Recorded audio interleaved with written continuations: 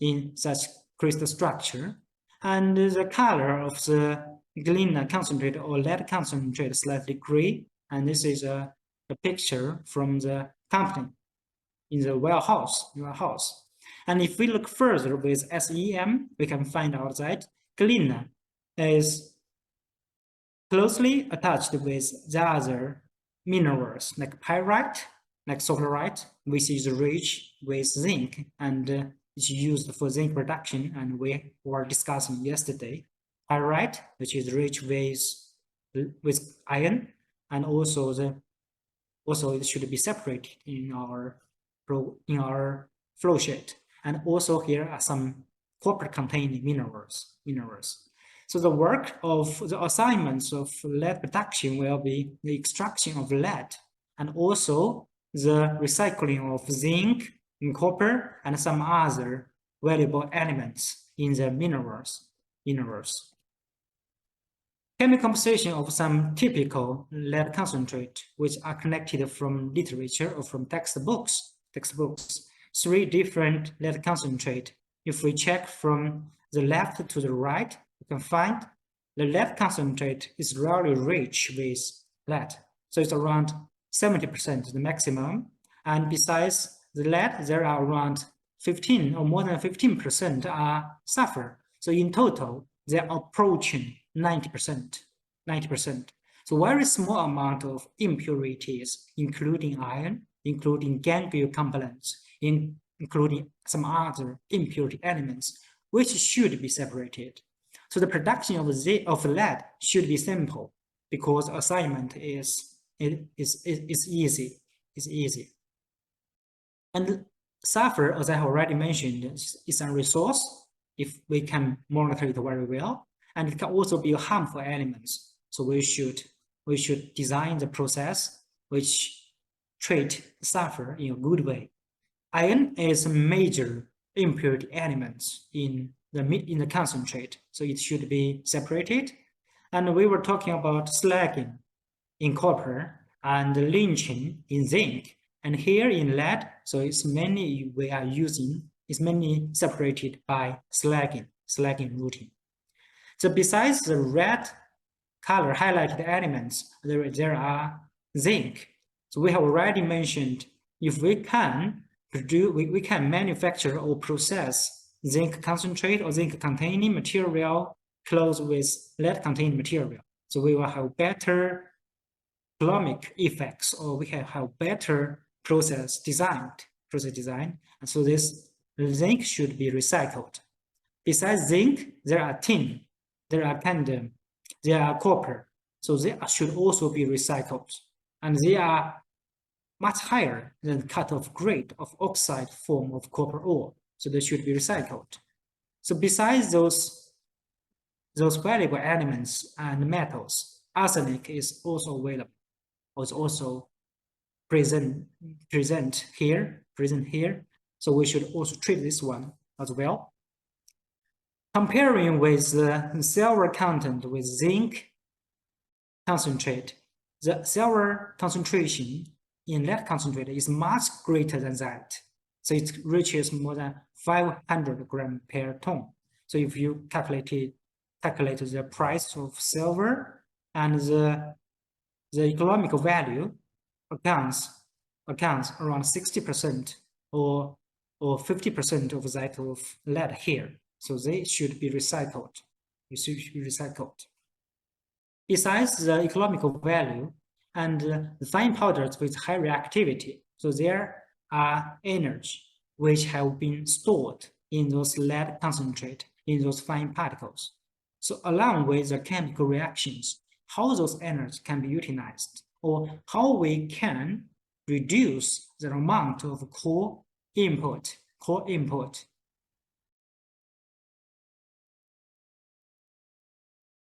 Now we got the information. Lead mainly stays with PBS, galena, and we have some valuable metals, valuable elements inside.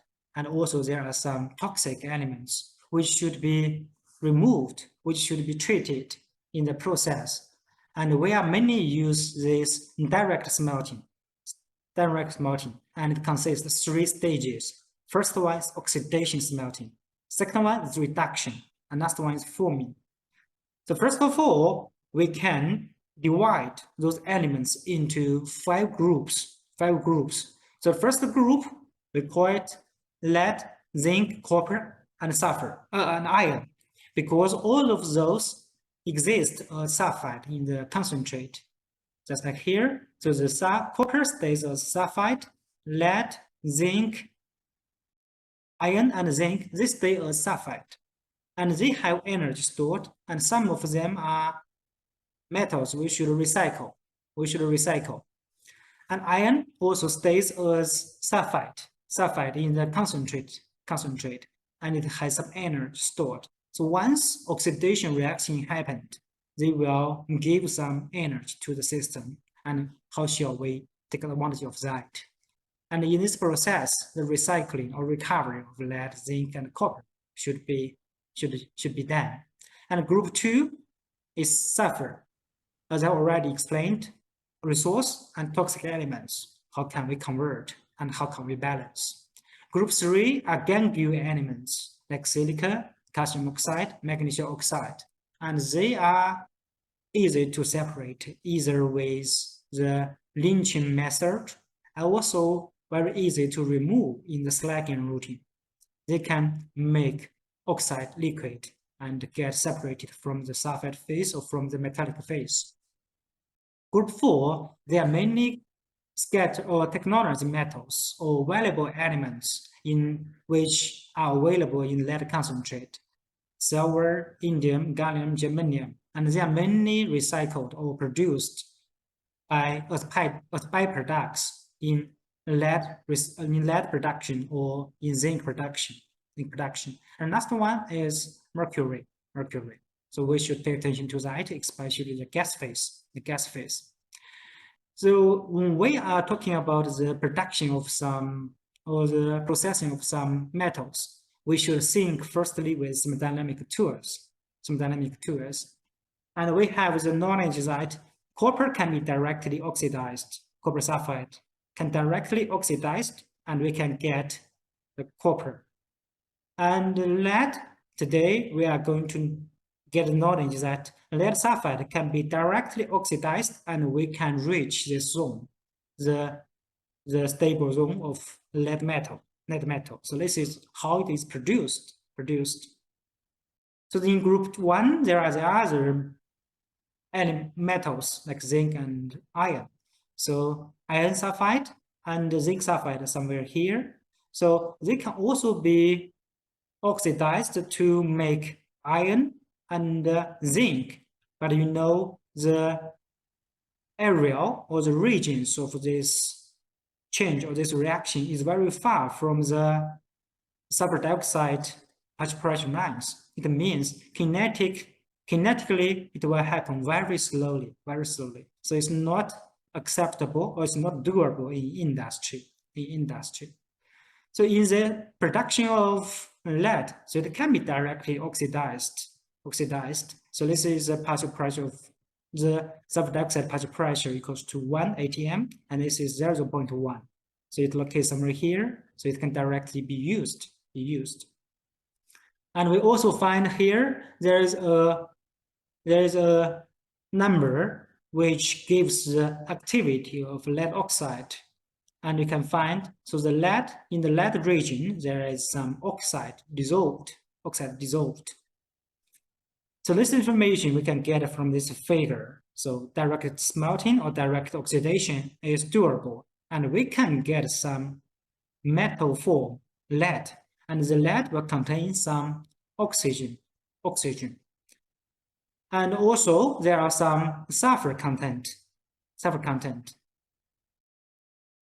And there are different forms of lead oxide, from the metallic, from 1 molar ratio was 1:1, 3:4, 2:3, or 1:2.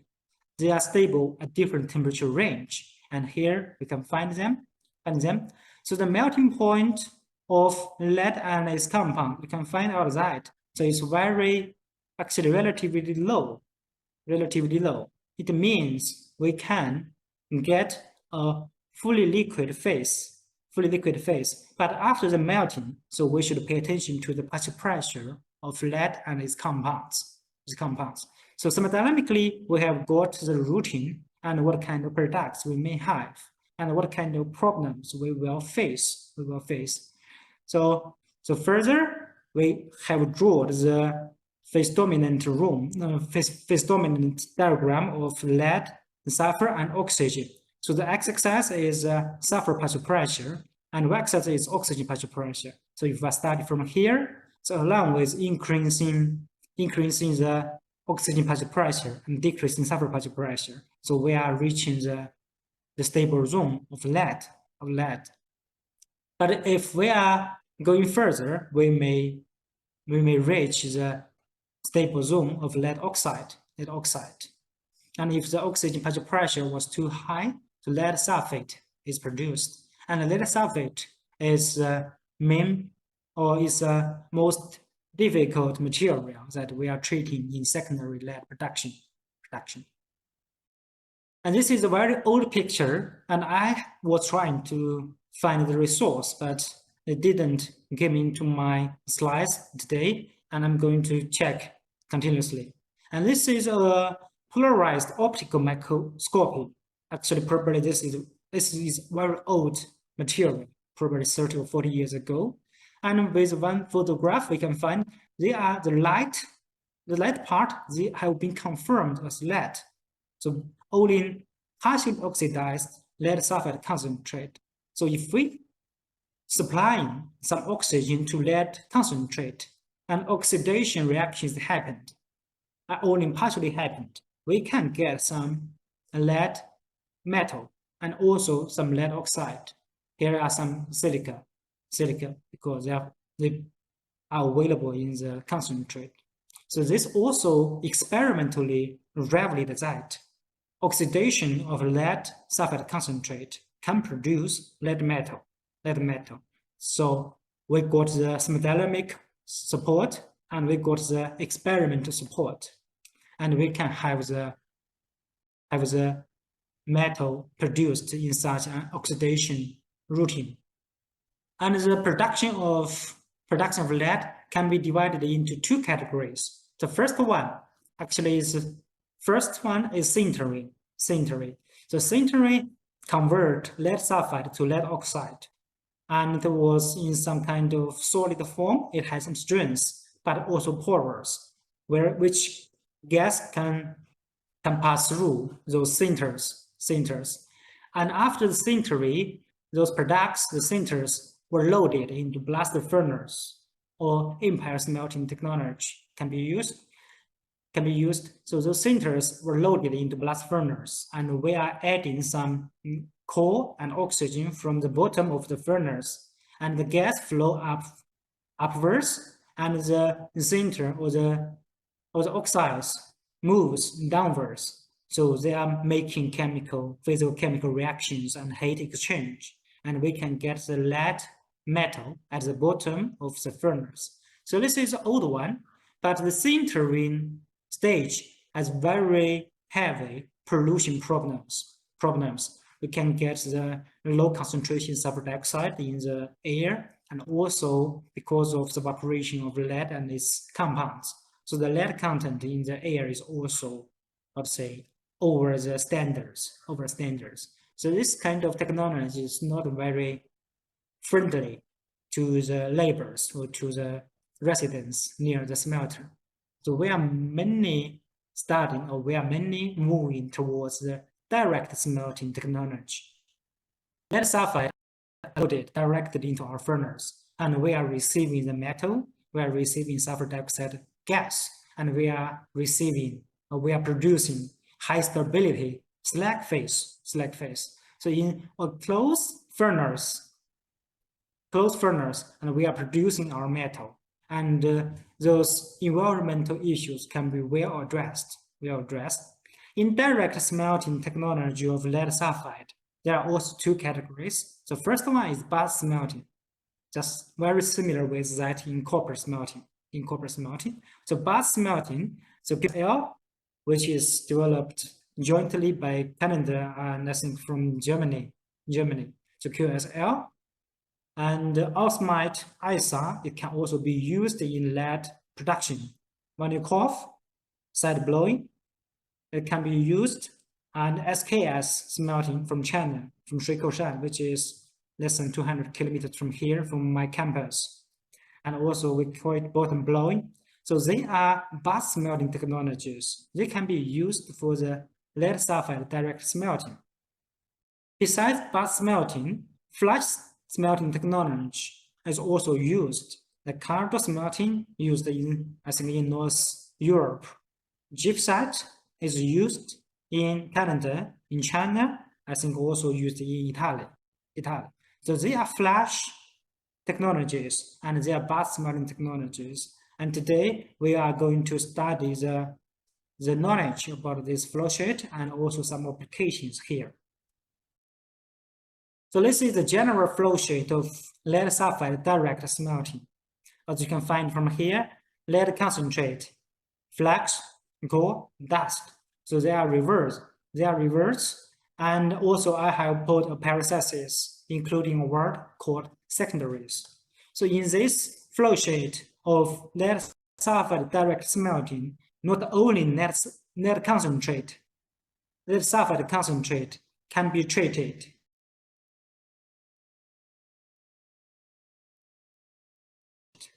So those materials are well weighted and mixed. After that, they are loaded or put into an oxidation furnace, having the reactions.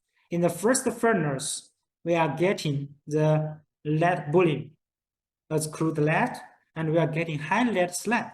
So this is the second phase, and the third phase is sulfur dioxide of gas.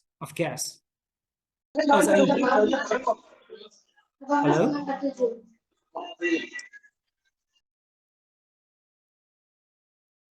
So in the first furnace, we can receive some portion of the lead from the raw material, and the others will enter the slag phase and the dust phase, the dust of gas phase. The lead in the slag phase, they are at high temperature and they were loaded or they were led to the second furnace, reduction smelting furnace, and those lead can be reduced, and we are getting the second portion of lead bullion. And in this slag, the reduced slag, it has very low content of lead. So in these two furnaces, lead are very well recycled, and the lead in the off gas, they will be connected as dust, and the dust are returned as reverse in the smelting stage. And after the recycling or the recovery of lead, the other metals like zinc, they still stays in the slag phase. So the slag is further treated with foaming furnace, and we are producing secondary zinc oxide and the final slag, which can be used for construction purpose. So this is a general flow sheet how lead sulfide is processed. And I really hope that after today's 2 hours course, and all of us can directly draw this flow sheet and tell how lead sulfide is produced.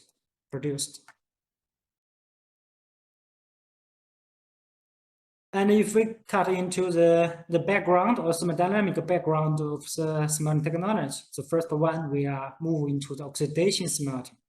So in all pyrometallurgy flow sheets or in all pyrometallurgy units, we have several phases. Because of the difference in their properties, they are staying as different layers or different phases. So in lead sulfide direct smelting, in the gas phase, we have, most importantly, we got the sulfur dioxide, and the remaining oxygen will also escaped along with the gas phase and the nitrogen, and this group of lead and these compounds also appears in large quantity. So it's more around ranged from 10 to 20% of the total will report to the gas phase. So this should be connected and returned to to the raw material preparation unit and send it to the smelting stage.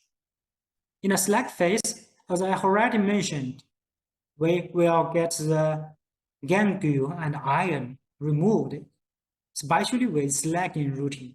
So iron oxide in forms of ferrous or ferric, they will be in the slag phase.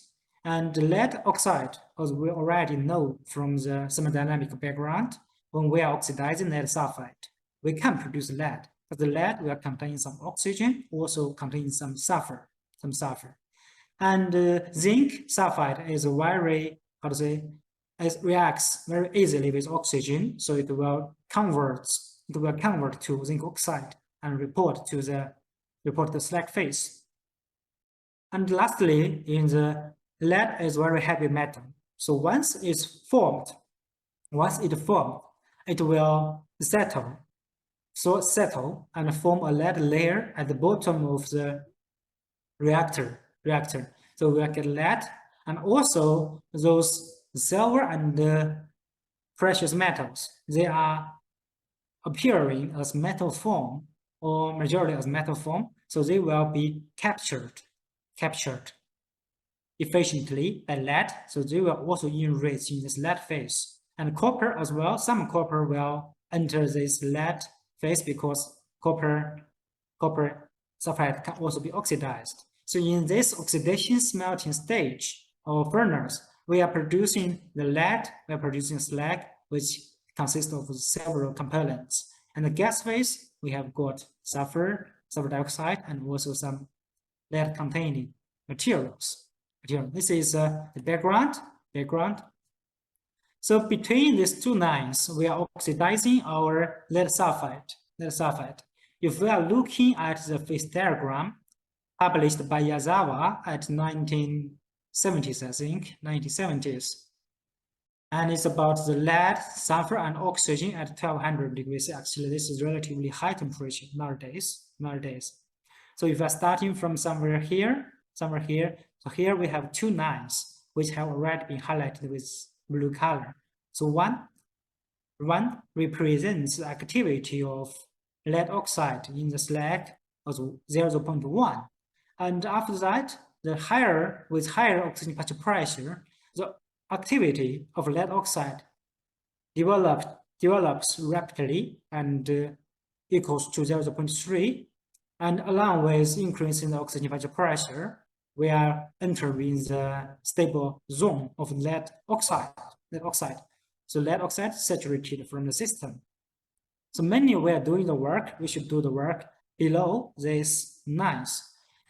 And if we check from these lines, so the copper, so it's sulfide, and this is metal. So at this temperature, and if we are producing lead at this zone, the copper will stay as sulfide. Once we cross this line, so it will stay as metal form. So this is the first information we can receive from here. And the second one, so this is a pure lead sulfide. So this is the concentrate. It contains around 13.4% of sulfur. And once we are supplying oxygen into the system, we are producing lead. So lead activity equals to 0.2. And these three lines represent the sulfur dioxide partial pressure. So this is 1, 0.1, 0.01. And nowadays, we are mainly believing that the sulfur dioxide partial pressure ranged from 0.25 to 0.1 because of the application of enriched oxygen. And along with the developing of the oxidation reactions, we can find the sulfur content in the system decreased from 13.4 to 5%, 1%, 0.5, 0.3, 0.1. And if we are going further, it can be lower than 0.1. But as I already mentioned, along with the developing of the oxidation stage, we are crossing the blue lines as well. So here we have very low lead oxide activity. But once we cross this line, so the lead oxide activity equals to 0.1. If we go further, along with the decreasing of sulfur, and the lead will be oxidized even more intensively, And along with these reactions, there are another line tells about the impurity elements of zinc and iron, how they will perform. And these two lines represent the activity of zinc oxide and the activity of zinc sulfide, the ratio, so equals to 10. And we can just interpret these lines as majority from all of those lead, all of those zinc and iron are oxidized, and they are reporting to the slag phase. So in the slag, we are getting lead oxide, we are getting zinc oxide, and we have the iron oxide. And this is partial pressure kinase of sulfur trioxide. And this is saturation line of lead oxide. So if we start from here, as I already mentioned, the sulfur dioxide partial pressure ranged from 0.25 to 1 atm. So we started from here, and we're developing parallelly with those lines. So we are oxidizing our sulfur lead sulfide, and we are oxidizing our iron sulfide, zinc sulfide, and we are losing, or we are removing the sulfur from the system as sulfur dioxide.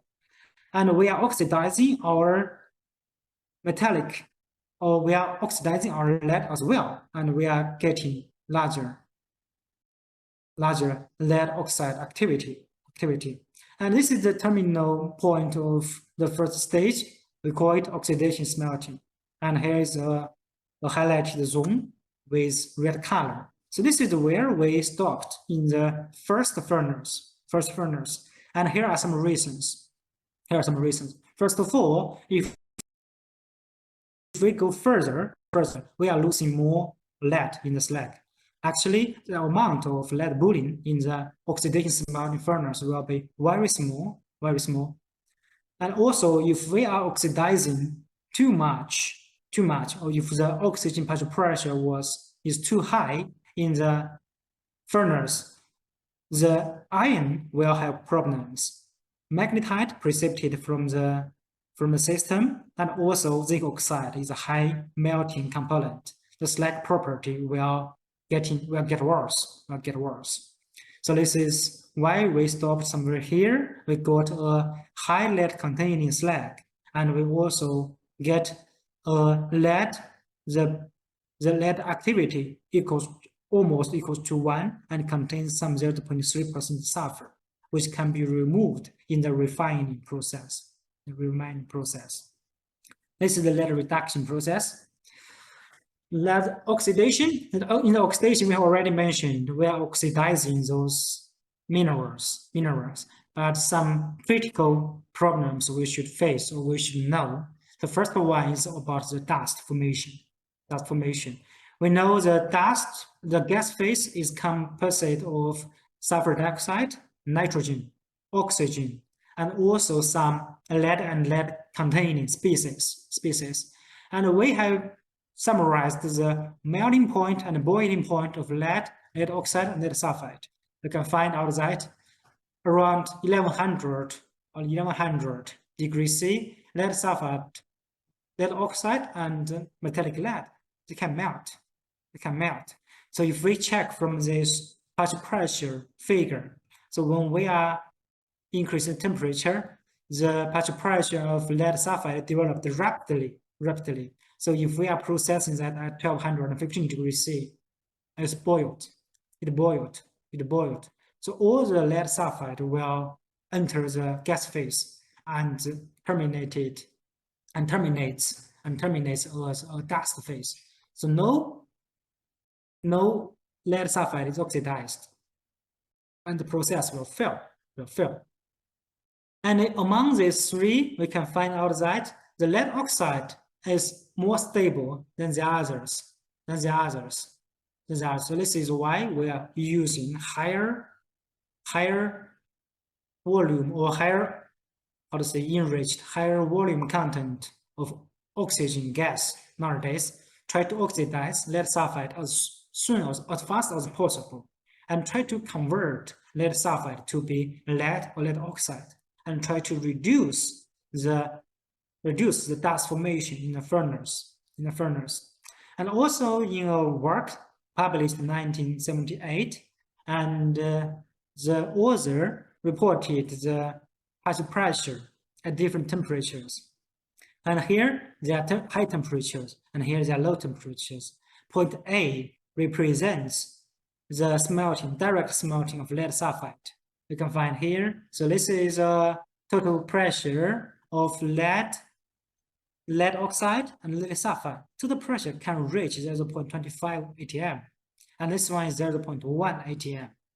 But along with decreasing temperature, the total pressure decrease. So we should have the oxidation smelting at a lower temperature, and this is the direction we should go. And nowadays, the oxidation temperature ranged from 1150 to 1100 degrees C, and try to lower down the dust formation and also produce some lead bullion in the oxidation furnace. So how about the slag? And all pyrometallurgists know that when we get good property slag, the matte phase or the slag phase or the metal phase will stay in a good form. And lead-rich slag has been studied by many researchers, and we have presented two groups who have published some papers in MMTB in JOM telling the lead-rich slag. One is from ISA furnace in Australia, published by Jack, and another one is published by Central South University by my colleague. This is about oxygen side blowing furnace. So it's one called furnace. It's also used for the oxidation smelting. And as highlighted with this circle or this arrow, we can find the lead content, because the atom weight of lead is 212, I think, and oxygen is all in 16. So majority of this is contributed by lead.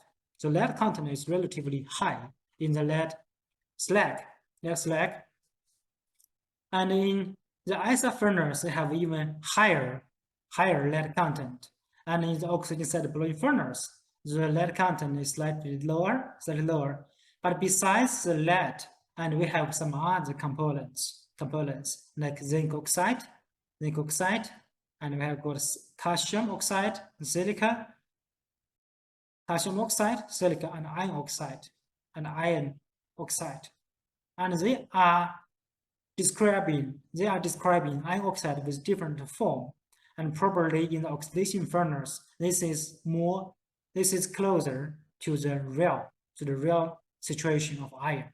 It should be in majority of iron should stay as ferrics. Because this complexity of the system, so it was a multi-component system: lead oxide, zinc oxide, iron oxide in different oxidation states, calcium oxide, and silica oxide. Also, there may be some magnesium oxide, aluminum oxide, but they are minor components. And some ratios are used to fix or to reduce the numbers of freedom of the system, like the ratio between calcium and silica, the ratio between lead oxide and calcium, the total of calcium and silica, and try to present the phase diagram or the composition in the phase diagram as we did here. So the lead-rich slag from Australia, ISA smelter, it can be plotted here. And the other one from China, from oxygen side blowing furnace, which can be presented here.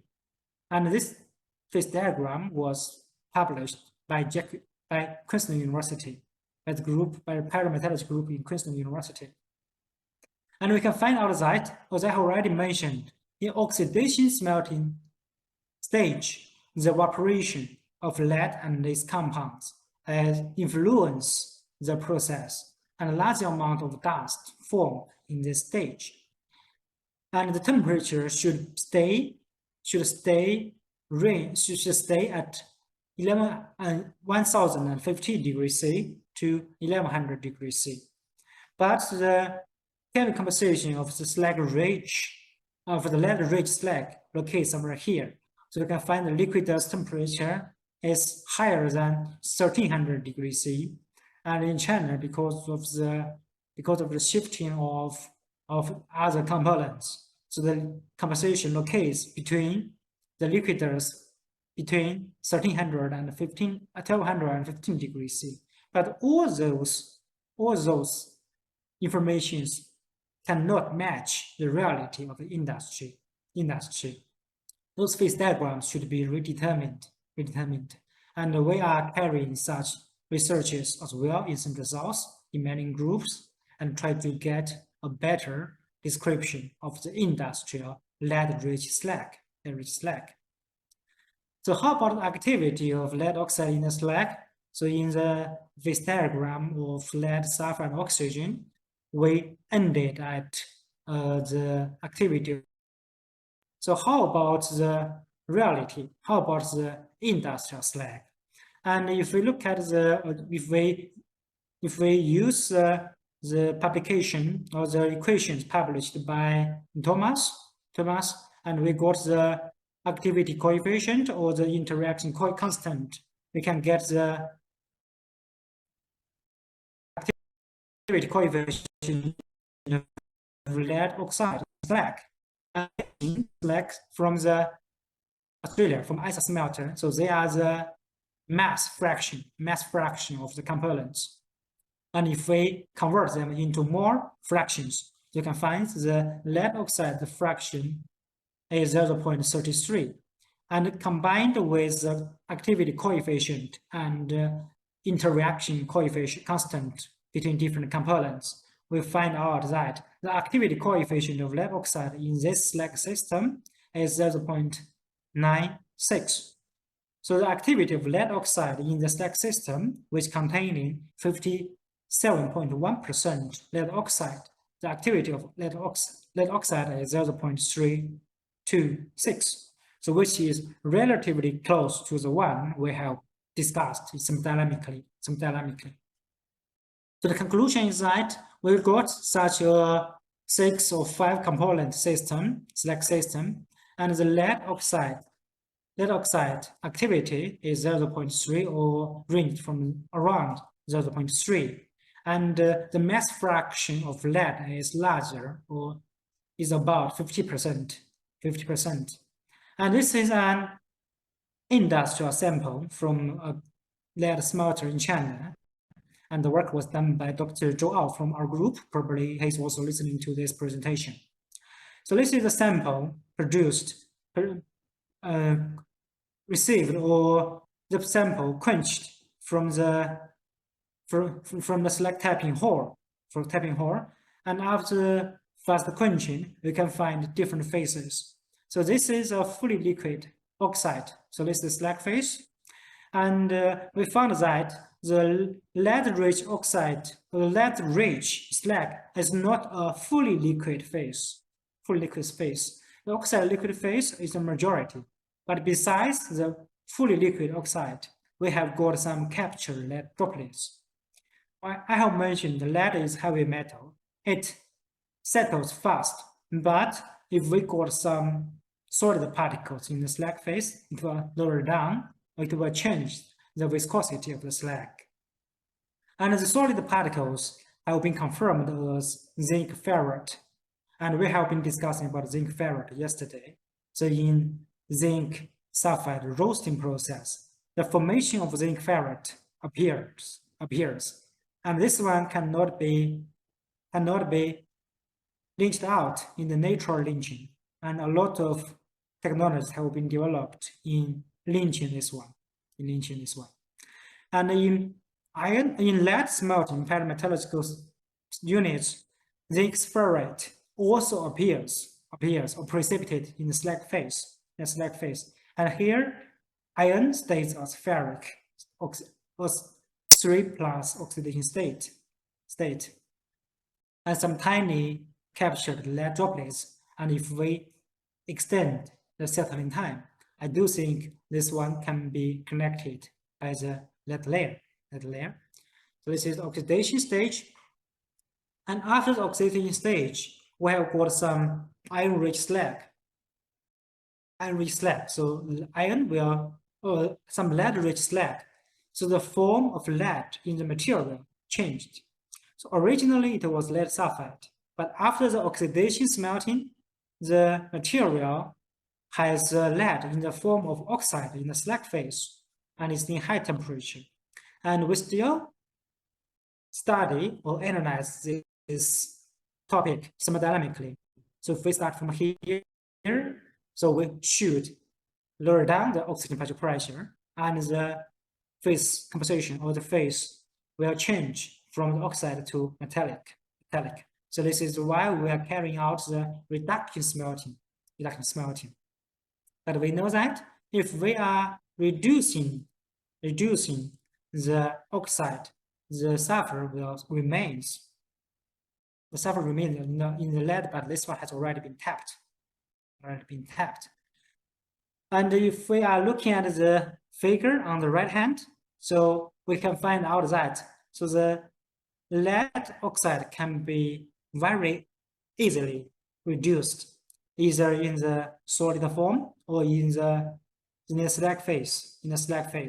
So once the lead oxide dissolves in the slag phase, and appears as melt, and lower oxygen pressure is required, or more carbon monoxide is needed in reducing them. And along with the reducing of lead oxide, the oxidation state of iron also changed. So ferric iron is not available, or cannot stay stable after reducing smelting or reduction smelting. And if we get iron or get the lead reduced in a deep level,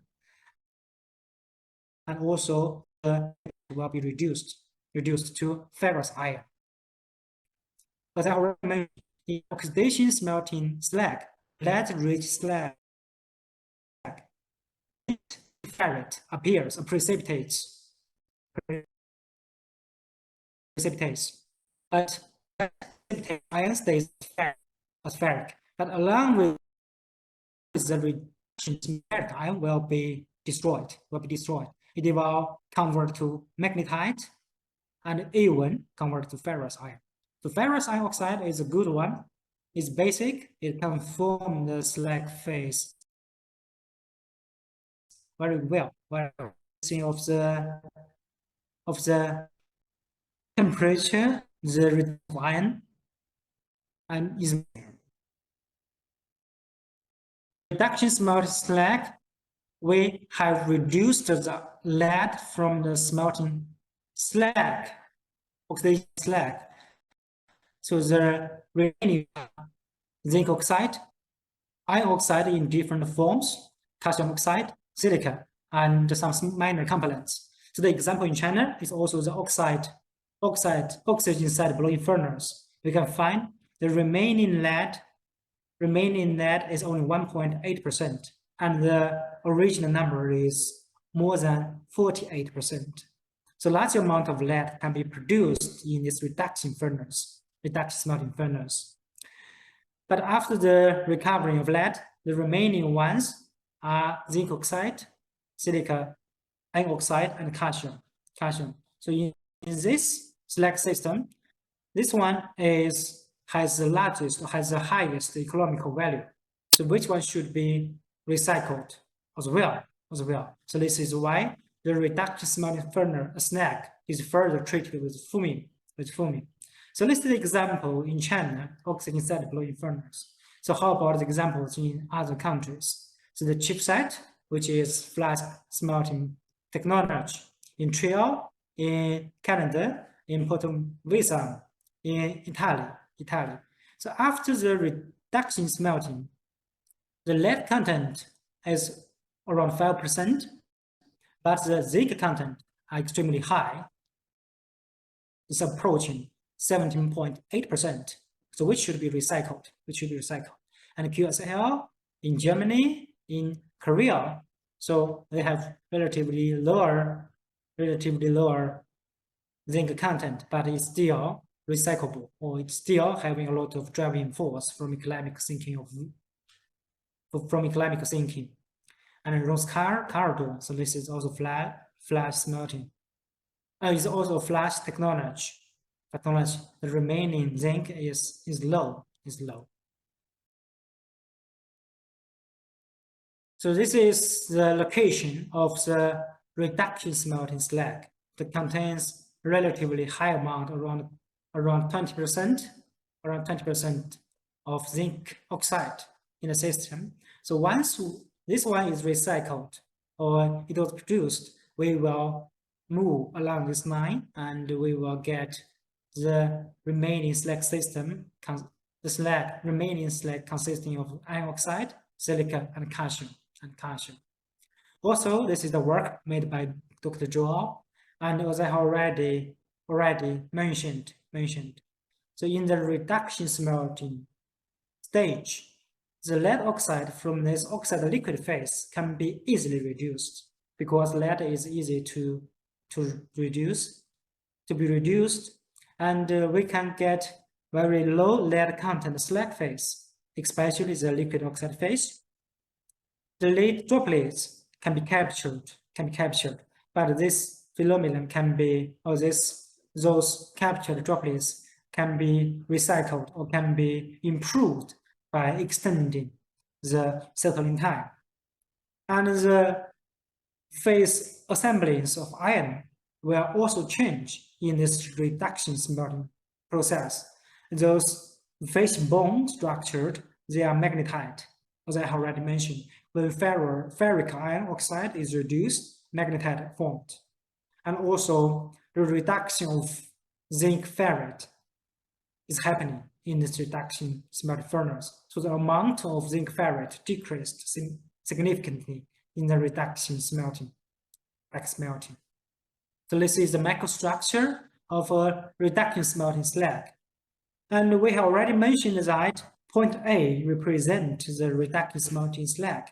And we should take care of the zinc and we should recycle it.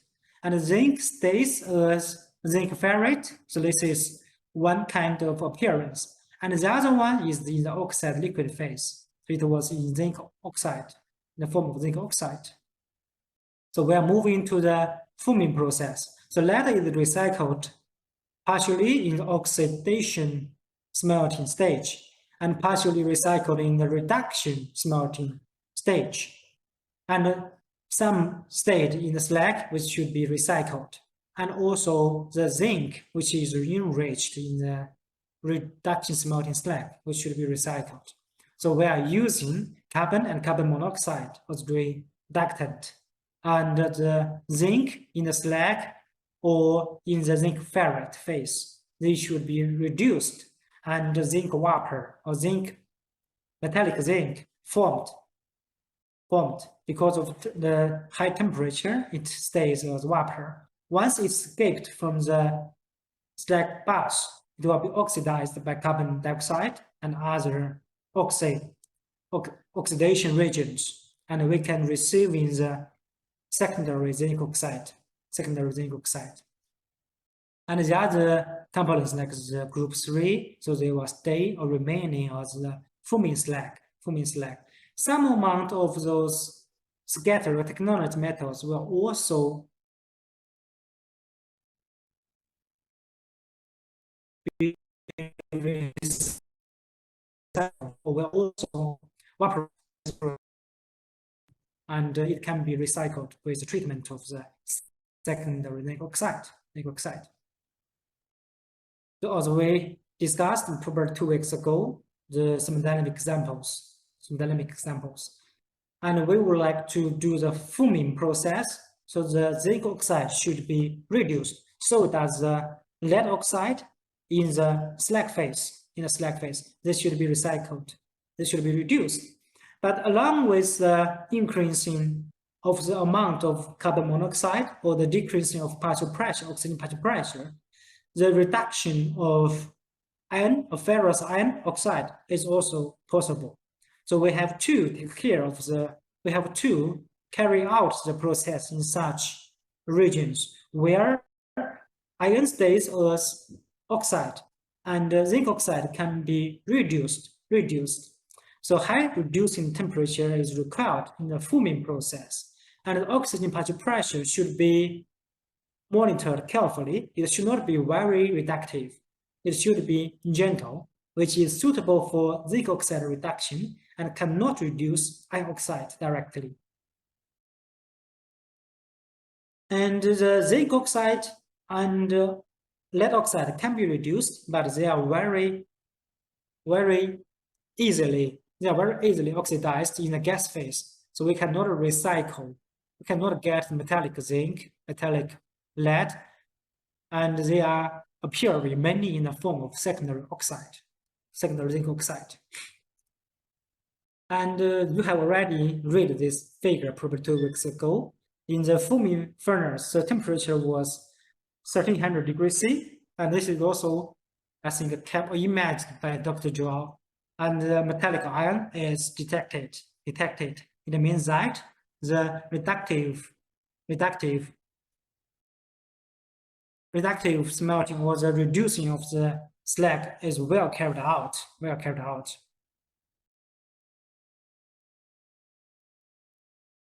And how about the practice, or how the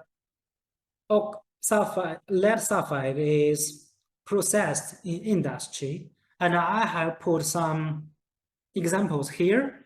So the first one, you have found that I have highlighted oxidation smelting and reduction smelting with red color, but leaving the fuming as in black color, because in this QSL and Q Schumann Lucky, actually this is a company, and they are names of two professors, and QSL are in name of them, and this is used as lead sulfide direct smelting technology.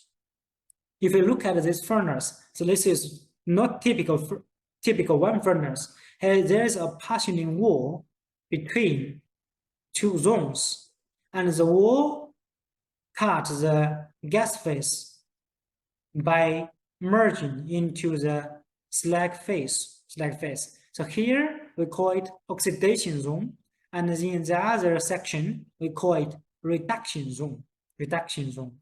And our concentrate lead sulfide, some flux, the reverse dust, and even some secondaries like lead lynching residues.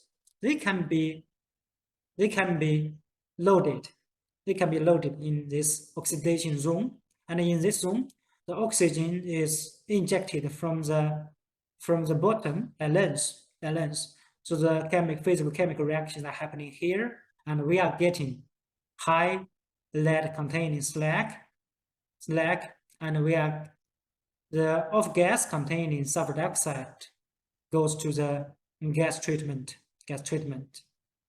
And high lead containing slag can enter or is connected with the reduction zone. In this reduction zone, and core carrier air oxygen are injected from the bottom lens, and also some oxygen is injected from the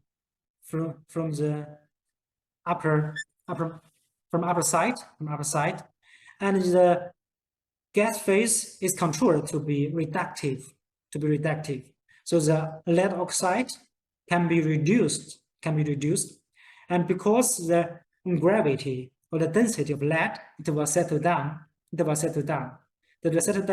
And form the lead layer. And in this total furnace, this side is slightly lower and this side is slightly higher. So the lead phase will flow this direction and get tapped from here. And the slag phase is lighter. It will overflow from here and get tapped from this hole. And because of the functions of oxidation and reduction, and we can get lead bullion from here. We can get zinc oxide or high zinc oxide containing slag from here. But this technology is not easy to control. One company in China also imported and built this furnace in China, but we failed. We failed because of the high lead content in the final slag, and which is not economic. But this technology is used in some companies like Onsa in Korea, and also in Nuki in Germany. They are producing lead by this technology. And this is the bath smelting furnace and bath smelting technology. And how about the processing parameters in QSL? And two examples, one from Germany, from Steelberg, and another one from Korea, Onsa. We can find they are producing around 100,000 metallic ton of lead per year. And the primary and secondary ratio is 2.75 to 1 and 2 to 1. It means there are many processing lead sulfide, and some secondary materials can also be treated. And types of secondaries containing lead paste, as I already mentioned, the lead acid battery in the vehicles. This should be recycled. And the paste is the difficult part. And this one can be treated in QSL. And zinc plant residues like lynching residue, and also the iron precipitation residue. And also some other snags scrapped, they can be treated here. And in this QSL, and the moisture of the content can be 8%, 10%. So this is the advantage of bath smelting technology. If we are using flash smelting technology, the water content should be well monitored. So it should be 0.3% lower in copper smelting, and in lead, it should be lower than 0.5%. And some flags are used, like lemon, calcium oxide, iron, oxymetallic iron, and silica should be used. So we are producing a slag system containing of iron oxide, calcium oxide, and silica oxide, and so does the zinc content, the zinc in the primary and in the secondary materials. And the oxygen enrichment is around 67. The sulfur dioxide in off gas is ranged from 10 to 15, which can be economically used as raw materials for acid making. And also the slag, the bullion production is good.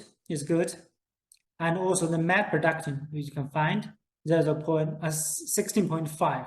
Because of the remaining sulfur in the system, there are metals like copper, they are more stable with sulfur. So they are forming a matte phase above the lead layer and lower than the slag phase. So the matte phase also formed in QSL, which is rich with copper, with copper, iron, and sulfur. So this should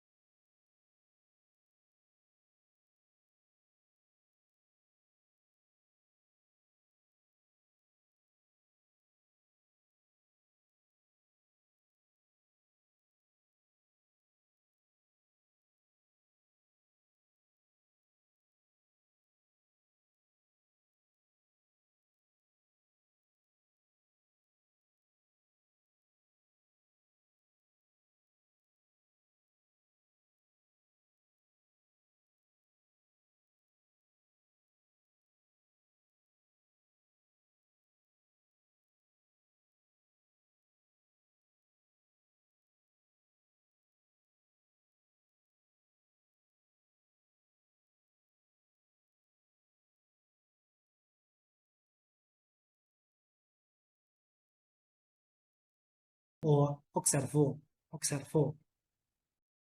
So in the reduction zone, the lead content in the slag is reduced, and the zinc content is enriched because of the recovery of lead, and this one can be used for further treatment. And this is the material balance in onsen. So how about the flash smelting? So if you read my title, so the title has two colors. So the red color are used for oxidation smelting and reductive smelting, and another half red or the pink or some other is used for the light yellow color is used for foaming, because this flash smelting furnace can be interpreted in having three different or have three branches, including the oxidation, reduction, and property half foaming. So it's a furnace, a chipset furnace, which can be used for lead sulfide direct smelting, and four burners are assembled on top of the reaction shaft. The primary and secondary materials are dried and injected together with oxygen from the burner, and some coke in the powder form and in bigger size are also injected from here, and extensively physical-chemical reaction are happening here. The Corey part, the temperature of Corey part can be as high as 1500 degrees C, maybe even higher. And because of the application of pure oxygen here, the lead sulfide can be fastly oxidized. So the lead mainly stays as oxide form or metal form.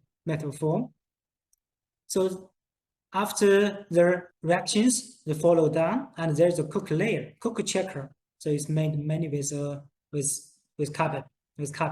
So those lead oxide, when they are passing through this cook checker, so will be reduced, and passing through and settle through the slag phase, and settled in the lead bullion layer. And in the middle, there is a slag phase. So same with QSL, this slag bus is connected. So the slag can pass through the passing wall and enter the electrical furnace zone. And here, the temperature and the atmosphere is well monitored by the electrolyte, and also some coke chart can be added. So in this part, the reduction is happening, and here also reduction is recent. Some part of foaming reactions are happening here because of the high temperature and very strong reductive atmosphere. The slags are tapped from the electrical furnace part, and the temperature is even higher than what we're learning in China in some side-blowing furnace. So the temperature is 600 degrees C, and the temperature of lead bullion is around 600 degrees C. And the gas zone has been divided into two parts. This is oxidation zone, and this is reduction zone. And the gas phase passing through this bore nose. So this is very shallow. So the gas phase flows through, and a lot of dust will settle down. And this is a very good design in reducing the dust formation. And after that, after passing through this borehole, the gas passing through the uptake and going through the radiant boiler and gets the energy recovered. And after this, the dust is connected and returned. In this part, the same story, the gas goes through the uptake and the dust is connected. But here, there is no sulfur containing in the off gas. So the treated gas can be directly vented to the atmosphere. And the gypsum furnace is very well designed, So different refractories are used, like graphite bricks for the lead bullion phase.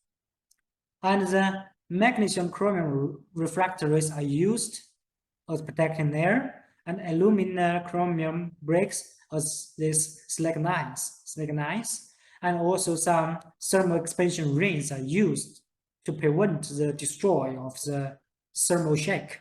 So the lifetime of gypsum furnace can be as long as 3 years, which is 2 or 3 times longer than that of other bar smelting furnace. So this is a picture or schematic flow sheet or picture of the gypsum furnace, 4 concentrated burners and reaction shaft. Here is a burner. Here is a bore nose. Particles reacted here and passing through the carbon layer, and the slag flowing through or flowing to the electrical.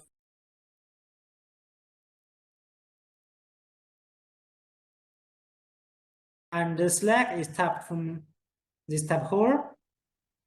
Gases in the oxidation zone is treated in this line, and the gases in the reduction zone is treated in another line. The raw material and how those streams are organized in a gypsum furnace. So if we go further, so those materials are stored in the warehouse. We can find here are some different materials like silver concentrations, sulfur residence, gold concentrate, lead, silver slurry, lead concentrate, and flux core. They are weighted and well mixed and converted. And those ratios are calculated based on the slag. So this is the final slag of gypsum furnace. So based on this, they are taken from the warehouse, mixed, and sent for drying because gypsum is flash furnace. So the raw material is mixed and sent for the rotary drying line. So the transportation of the material and drying of the material have some gas phase. So we have some gas treatment equipment, and the dust will be sent as well. As you from this figure, those dry materials are sent for smelting, and the undersized materials are returned and crushed again, and the gas is treated with bag filter, and after that, the electric precipitator is used in collecting the dust. So this is for the following treatment, and the dust is sent for the smelting. That's for smelting. So this is how the raw material is processed, and the water content should be lower than 0.5%. And here the gas comes from the reaction shaft and passing through the bore nose and goes to the radiation section, and big particles will settle down, and large particles will mix together and descend in section, and with the heat boiler gets the energy recycled, and get ESP. The dust we are sending for the smelting, and the gas phase is sent for the acid plant. And how about the reduction smelting zone? The gas coming from the electrical furnace and also particles or dust will settle down, will reduce the dust formation rate. And the heat, because the temperature is extremely high, the energy is recycled. So the gas passing through the waste heat boiler, passing through the bag filter 1, bag filter 2, and the gas from the material preparation will also join and passing through the second bag filter, and we will get the dust. And this dust is mainly secondary zinc oxide. So we will send this dust to the zinc hydrometallurgical processes. So those dust are lynched out with acid sulfate. So the zinc will be further recycled with the purification and electrical weaning process.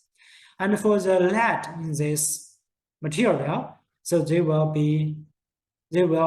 report to the lynching residue, and the lynching residue can be returned as raw material for the smelting stage. So how about the processing parameters in different gibbsite smelters? So one example is from Italy and another one is from Canada. So the lead production is 100,000 ton, and this is 85,000 ton.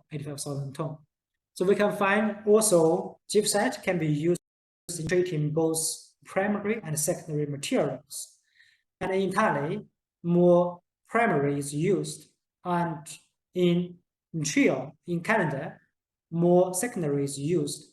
Actually, QSL is also installed in Montreal, but it was only used for a couple of months. After that, it was replaced by this QSL because this is more advanced and it can be used in treating larger amount of zinc plant iron residue because this company has a large zinc production line. And the off gas, the inlet moisture content is 10%, but it should be dried to lower than 0.5%.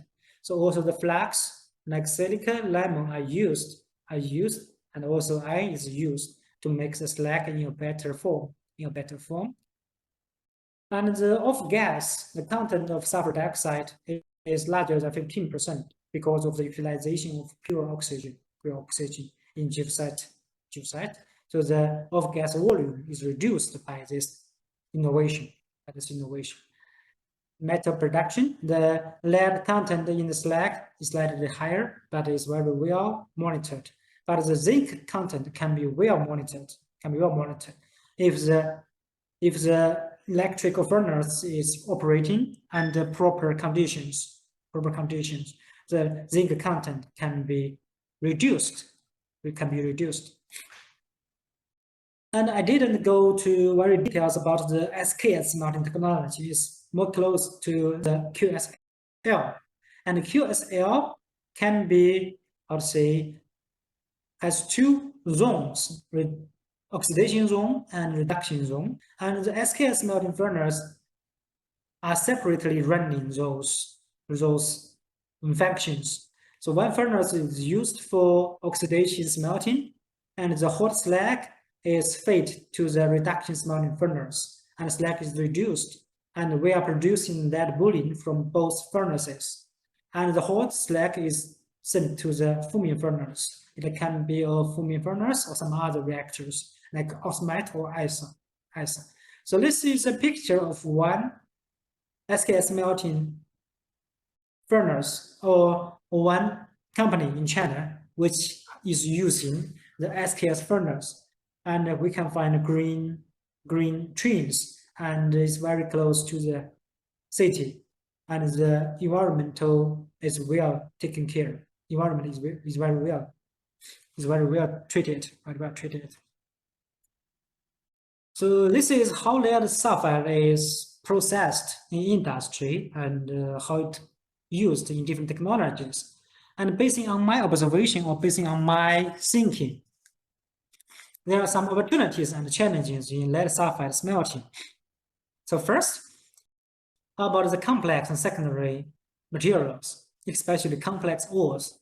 In my first picture of my slides, I have presented an ore containing copper, lead, and zinc. It cannot be well separated in the ore dressing process. So if the ore dressing cannot solve the problem, our metallurgists should solve the problem, and how it can be efficiently and environment-friendly treated. So it needs some work or needs innovations. And the paste, as I have already mentioned, the number of vehicles is increasing day by day, and the lead acid batteries, the amount or numbers of lead acid batteries are increasing. So millions of tons of waste lead acid batteries are produced annually. And the lead paste is mainly lead sulfide, and it's very difficult to treat, and technology is needed. Some work has already been done, and some progress have been made. But do we have better solutions or shorter cut or lower cost? And the second one is integrated process design in metal recycling. Actually, I do agree with some researchers in the world, and they call lead as a center or as a core metal in recycling, because it has very strong ability in capturing platinum group metals, strategic metals in the recycling flow sheets. So it can be used as a, as a connector of those metals. But how can we organize those materials in a right way, and how can we process in a suitable flow sheet? This needs some knowledge. And energy storage is developing fast. More lead is needed, and this is a question of challenges that lead making industry should face. And the solar cell or some new energies can be stored, and lead acid batteries can be used as an option in storing the electricity, and they can be used in the peak time. And if this energy storage field keeps developing, so more lead will be needed. But we all know that lithium-ion batteries is taking the market share. It's increasing rapidly all over the world. So probably in the future, our vehicles don't need any lead acid batteries. The lithium batteries can directly used for the starting battery. So whether lead acid battery will lose its market. So if this happens, the lead making industry will have some difference. Okay, so same ending words. Thank you for the attention, and all the supporting from the universities sponsors are acknowledged, and I'm happy with any discussion and questions. Okay. Okay. Yes, thank you very much, Longgong, for the nice presentation. Now the session for question and answer and discussion. Okay, guys, please.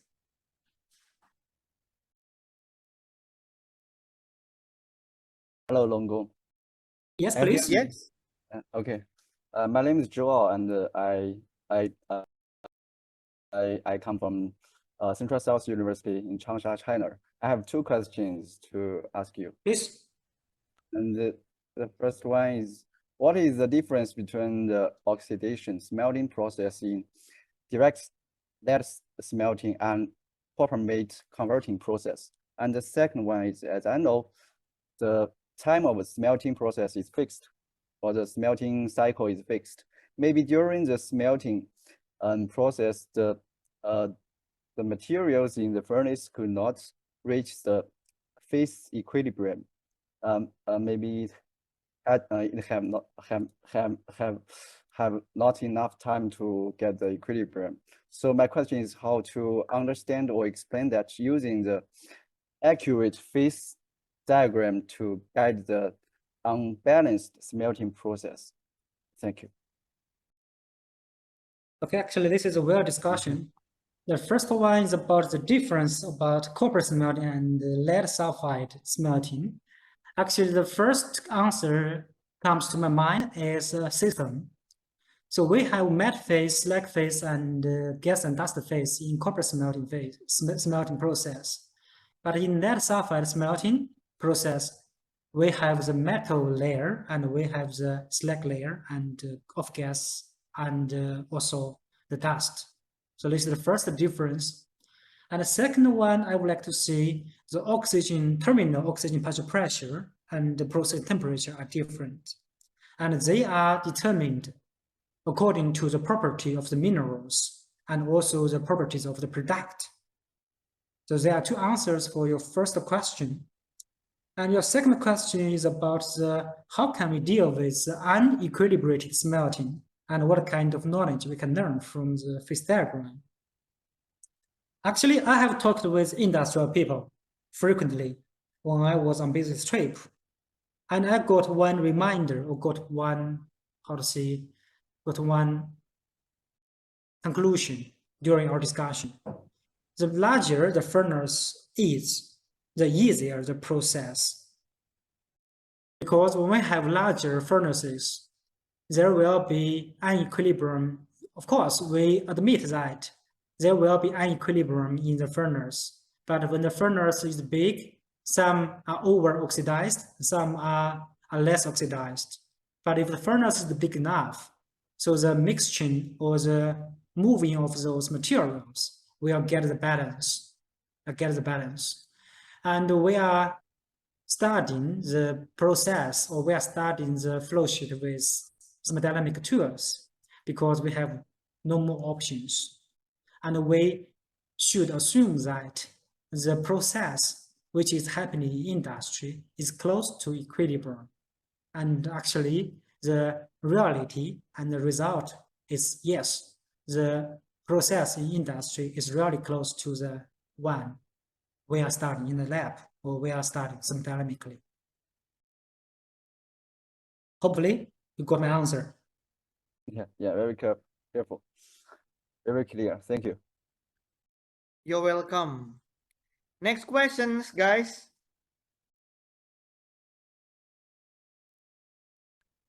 Lot of students. Hello, Mr. Long. Please. Yes, Fahri. Okay.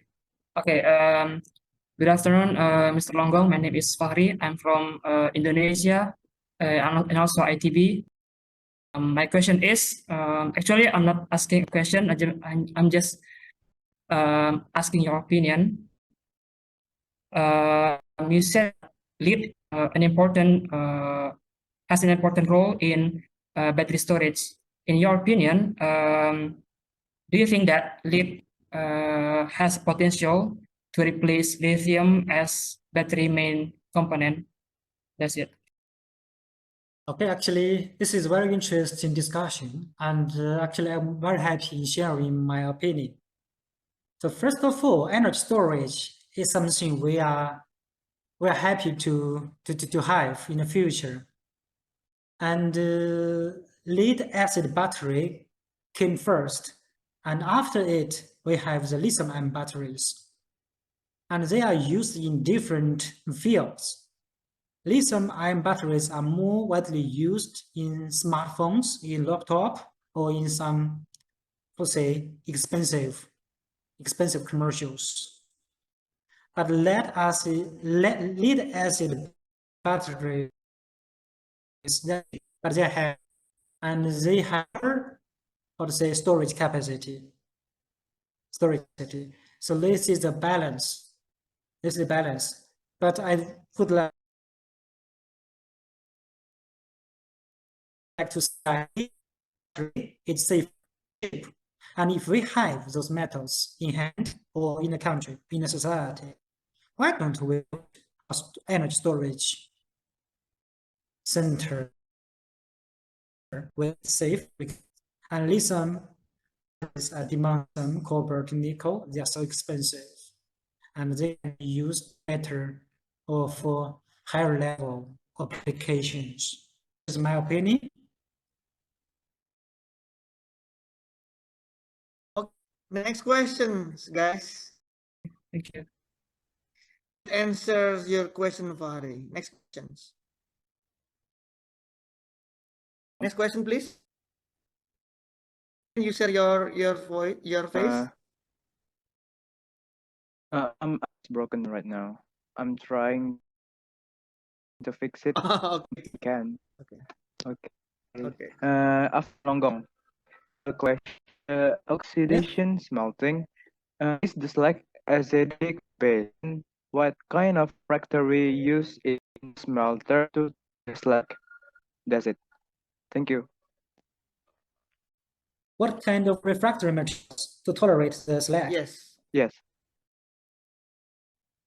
Okay, and then there's a structure and the first are three types of materials. There is graphite, which can help us in cleaning the lead layer. And above that, we have the magnesia alumina refractories and magnesia chromium refractories. And both of them can be used in those systems. And besides the refractories, a large amount of water jacket are using. So we are using water to taking away their energy in the furnace. So the slag will precipitate, will become solid layer on top or protecting the refractories. So the melt slag is connecting or is reacting with the solidifying slag, so not directly with refractories. So no worries with our refractories. They can work very well.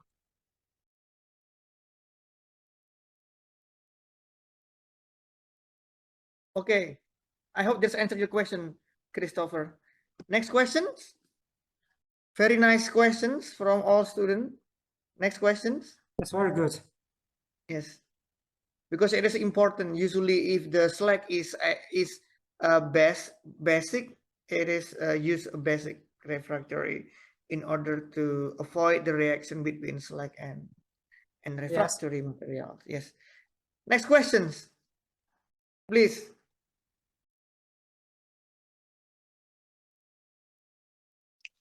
Actually, I would like to have one more sentence to the previous question.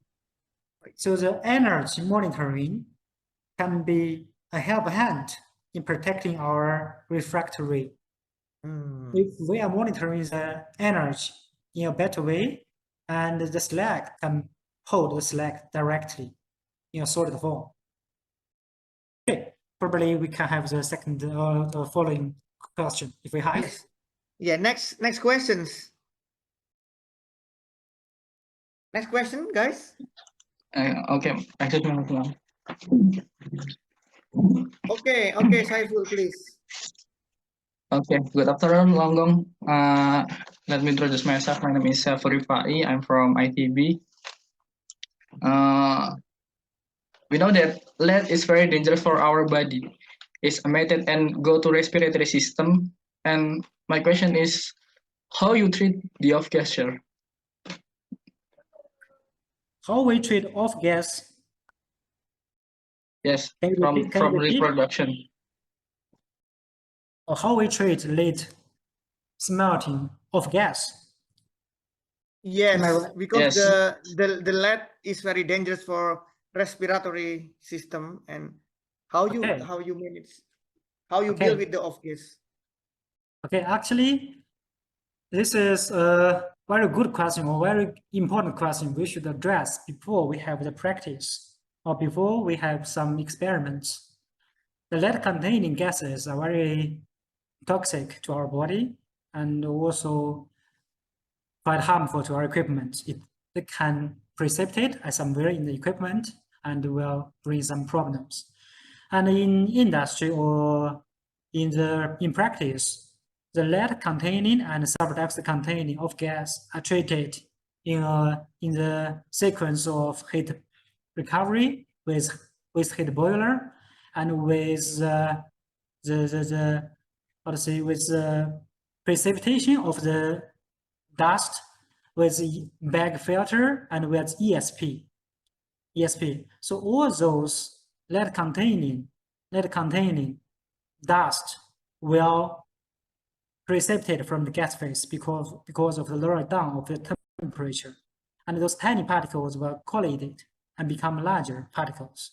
And because of the effect of gravity, so they will settle down and be connected as dust. And at the last moment, the off gas will be washed with water. with water. And all those dirty parts in the off gas will enter the aqueous solution phase. The aqueous solution phase has some lead and some other metals or some other elements. The dirty acid will be treated in a special or in special unit. And the clean or the washed gas was sent for the acid making process. So no worries.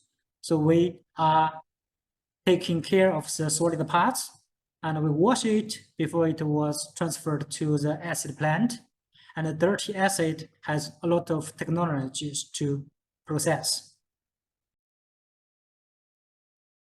Okay. Okay, I hope that's answered your question.